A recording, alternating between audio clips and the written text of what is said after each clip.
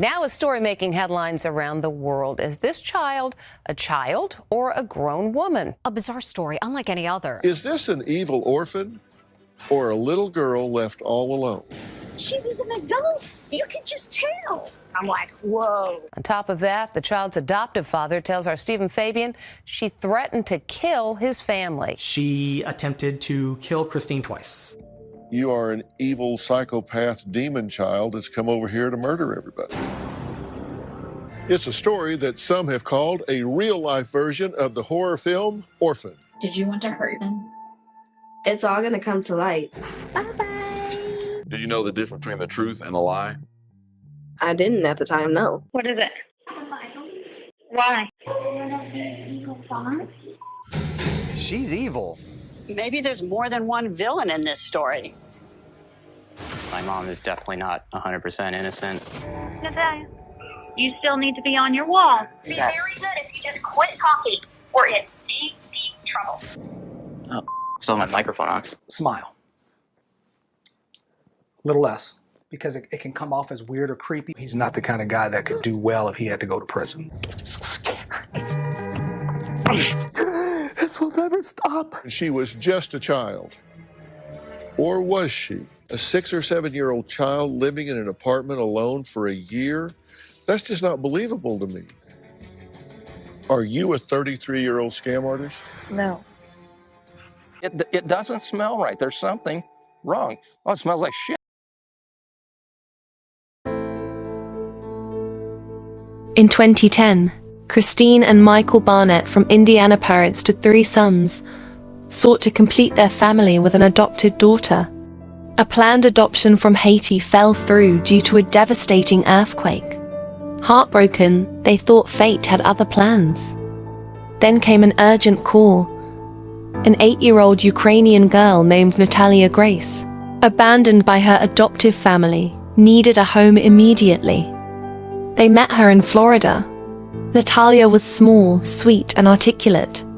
Though she had dwarfism and required a wheelchair, she melted their hearts by calling them Mom and Dad on the first day. She seemed like a miracle, so they brought her home. On a family beach trip, Natalia asked to be carried to the water. The Barnetts were unpacking and told her to wait. Instead, Natalia leapt from her wheelchair and ran toward the ocean on her own. The family stood stunned. She returned to using her wheelchair as if nothing had happened. Doctors confirmed her bones could support walking, despite her dwarfism. Some children, they said, may act disabled due to past trauma. The Barnetts tried to believe that something was off. Natalia bathed alone and refused help. Christine noticed something alarming. Body hair and hidden blood-stained underwear. Menstruation? For an 8-year-old. Even stranger Natalia showed no interest in toys or cartoons.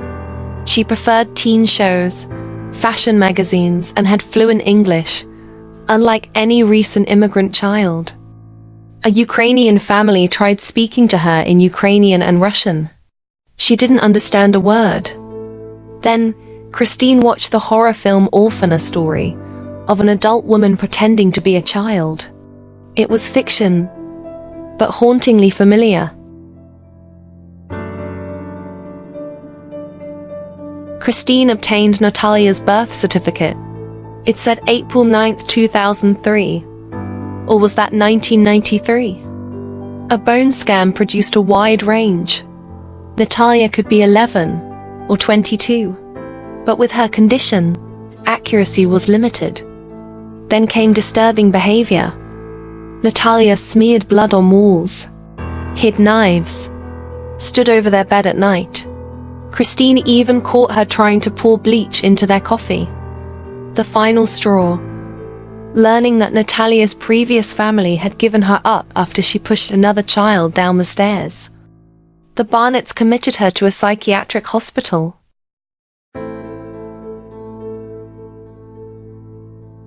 Psychiatrists diagnosed Natalia with schizophrenia, bipolar disorder, and antisocial behavior conditions rare in children. She allegedly admitted to being older than she claimed. The Barnetts took legal action. In 2012, a judge granted their request.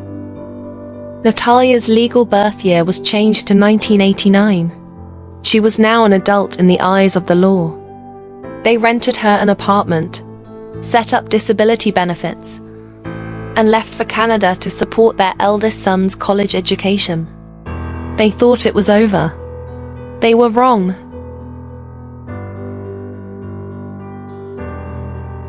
Years later, Christine received a court summons. Natalia had found a new guardian, an Indiana pastor, who claimed the Barnetts had manipulated records to dump a child. He presented early medical records showing she had been correctly estimated as a child 6, then 8. Photos over the years showed Natalia aging like a child, not an adult. Public sympathy began shifting. Suddenly, the rescuer parents were being labeled villains.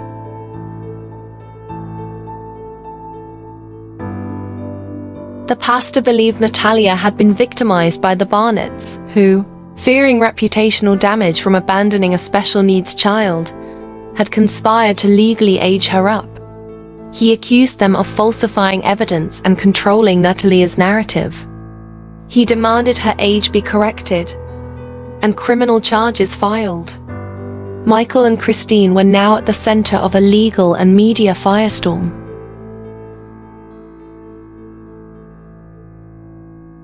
Michael and Christine turned on each other. Michael, now remarried, accused Christine of abuse, claiming she staged Natalia's disturbing behavior. He involved their younger son, who supported his claims. That these incidents happened while they were still married. Michael implicated himself. Both were charged with neglect and abandonment.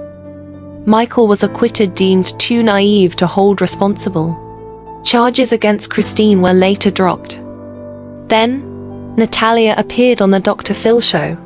She dodged key questions, gave vague answers, and failed to clear her name. Even Dr. Phil seemed unsure what to believe.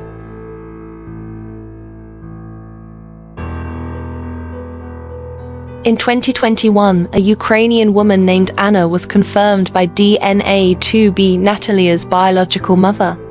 But Anna, mentally ill, had no memory of giving birth. If Natalia was born in 1989, Anna would have been only 10, biologically implausible. Still, the Russia-Ukraine war destroyed many adoption records. The truth remained elusive. The court reinstated Natalia's birth year as 2003, making her legally a teen. The pastor's family became her guardians. It seemed like a new beginning, but the peace was short-lived.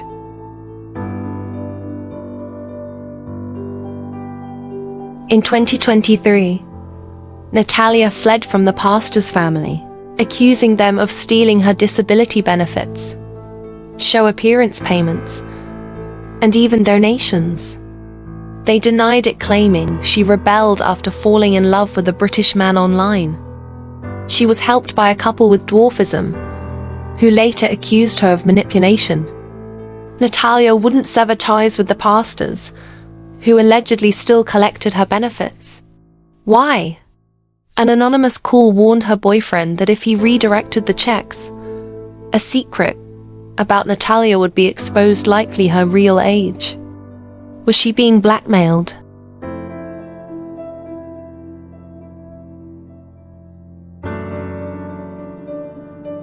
What is the truth about Natalia Grace? A child trapped in an adult's body? Or an adult trapped in a child's identity? Or maybe just a broken human being, passed from one desperate family to another? Shaped by trauma so deep that even she can't tell fiction from reality anymore. Adoptive parents often expect gratitude, obedience, and redemption. Adopted children, in return, expect unconditional love and healing for wounds no one can see. Natalia's story isn't just about age. It's about how quickly we turn on people when they don't live up to our version of a happy ending. Maybe, as psychologist Joyce Powell once wrote, the purpose of adoption is not to find a child for a family, but to find a family for a child. In Natalia's case, perhaps no one ever truly succeeded. Thank you for being with us. If this episode moved you, please share it. Join us next time as we uncover more hidden truths, forgotten voices, and impossible questions. Until then, be kind, be patient, and keep questioning what you think you know.